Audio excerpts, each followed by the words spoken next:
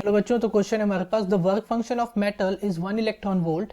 Light of wavelength 3000 angstrom is incident on this metal surface.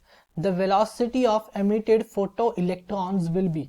ठीक है, तो जो फोटो इलेक्ट्रॉन्स एमिट होंगे उनकी वेलोसिटी क्या होगी, मुझे ये कैलकुलेट करना है। तो उसके पहले मुझे ये फाइंड करना पड़ेगा कि इन फोटो इलेक्ट्रॉन्स की काइनेटिक एनर्जी कितनी होगी।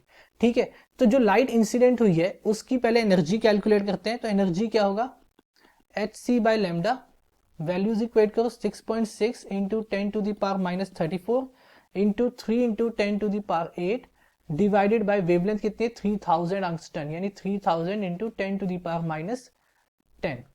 ठीक है, तो यहां से एनर्जी कितनी आ गई सॉल्व करके 6.6 इंटू 10⁻19 जूल। तो ये तो एनर्जी आ गई उस लाइट की। ठीक है, अब जो यहाँ पे वर्क फंक्शन है 1 इलेक्ट्रॉन वोल्ट है। 1 इलेक्ट्रॉन वोल्ट किसके इक्वल होता है 1.6 इंटू 10⁻19 के।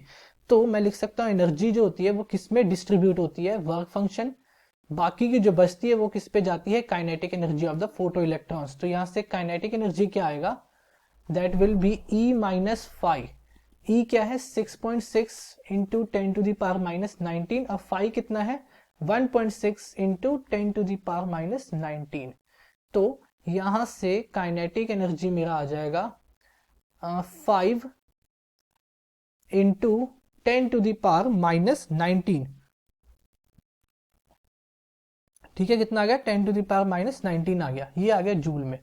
अब ये किसके इक्वल होना चाहिए, काइनेटिक एनर्जी क्या होती है हाफ एम वी स्क्वायर, यानी ये इक्वल होगा हाफ एम वी स्क्वायर के।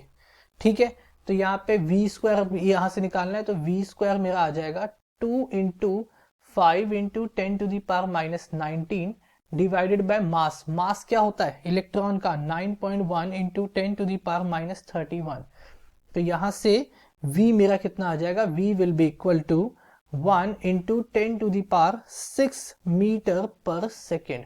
ठीक है, तो ये होगी वेलोसिटी फोटो इलेक्ट्रॉन्स की जो एमिट होंगे। ठीक है, तो option D is correct. I hope you understand it well. Thank you.